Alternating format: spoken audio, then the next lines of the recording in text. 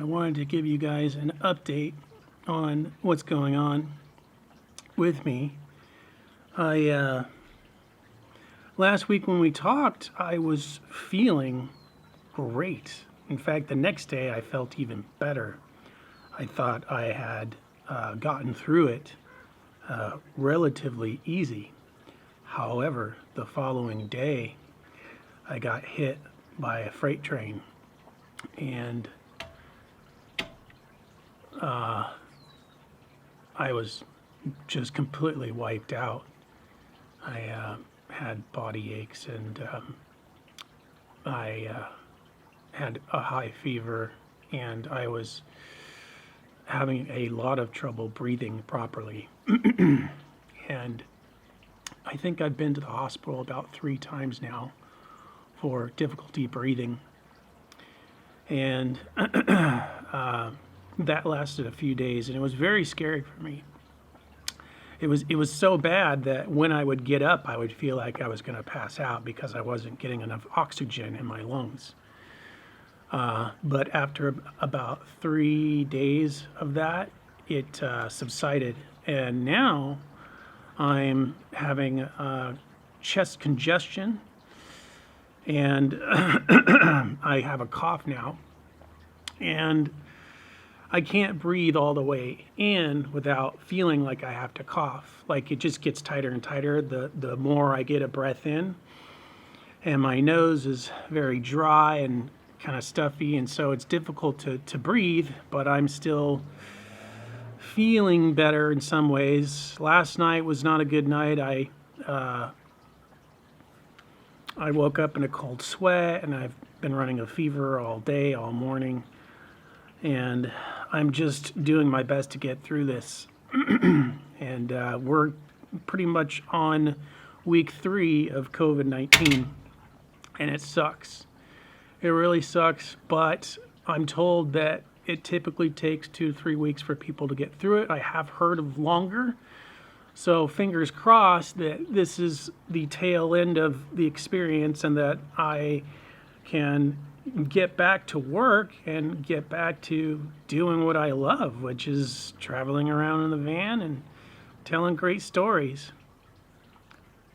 And I know I will be able to do that, but I really just have to keep resting until I can, feel better. The one thing that I've made sure that I keep doing is that I don't lay and rest all the time. Like, I need to be moving my body. I need to be exercising my lungs. I can't just be catatonic and not move my body, because that's just kind of the worst thing you can do. And so there's time for rest and there's time for movement. And when you're sick, you've got to be able to balance both. So I've been trying to do that. I really wanted to kind of break down all the different remedies that I've been taking, but I just don't have the energy to do that this week. But hopefully by next week I'm feeling better, and then I can talk about that. As far as, I've got my move out date, which is January 15th, and that is kind of creeping up, and I'm frustrated. I'm frustrated that I got COVID right here, right now, because I've got a small window of opportunity to earn some money, and I'm not able to do that.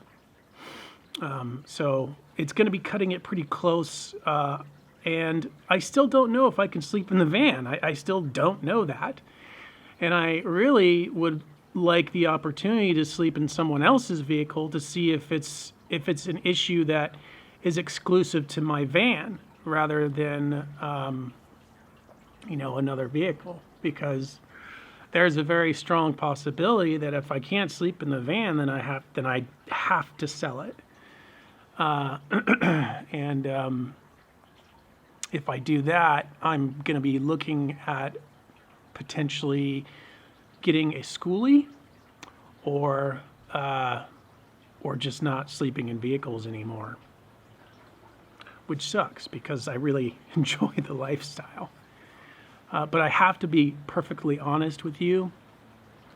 I don't know if I want to do this alone anymore. I don't like it.